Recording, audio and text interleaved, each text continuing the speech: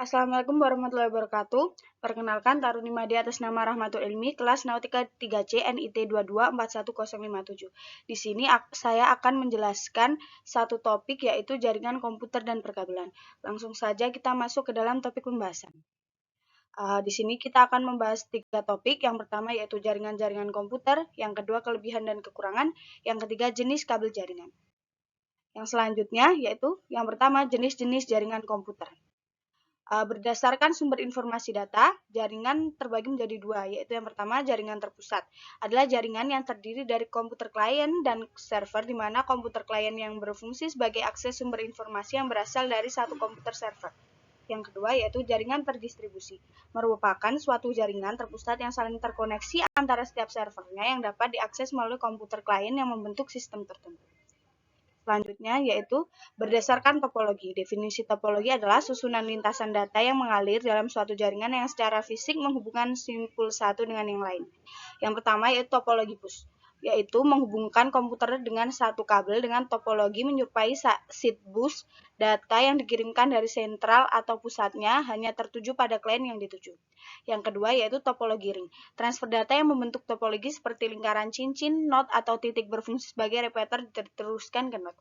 Yang terakhir yaitu topologi star. Transfer data membentuk bintang setiap penghubung node titik menggunakan switch persimpangan sebagai penghubung keunggulan. Jika suatu node mengirim data atau ke node lain, maka privasi tetap terjaga dan tidak dapat dilihat oleh node lain.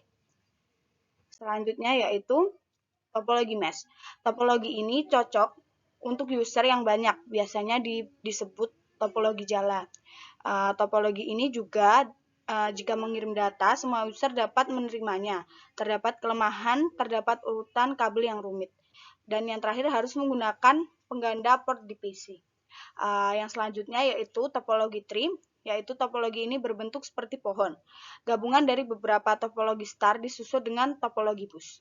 Lalu ini kalau pengaplikasiannya dapat menghubungkan beberapa ruangan di kantor.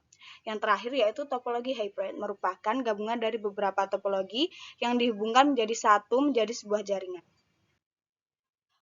Kelebihannya yaitu jangkauan lebih luas daripada wireless, biaya membangun jaringan kabel murah, transmisi data lebih kuat dan stabil, tidak terganggu oleh cuaca badai.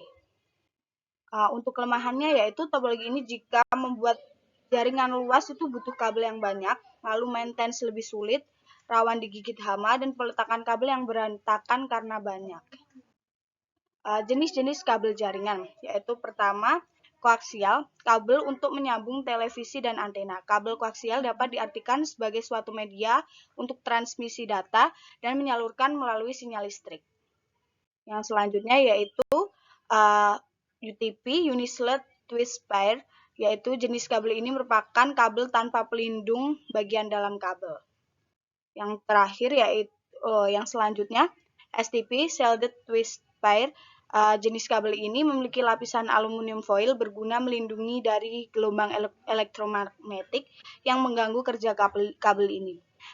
Yaitu kabel ini selanjutnya, jenis-jenis shell pada kabel ini yang pertama yaitu individual shell, yang kedua overall set, dan yang ketiga individual and overall set.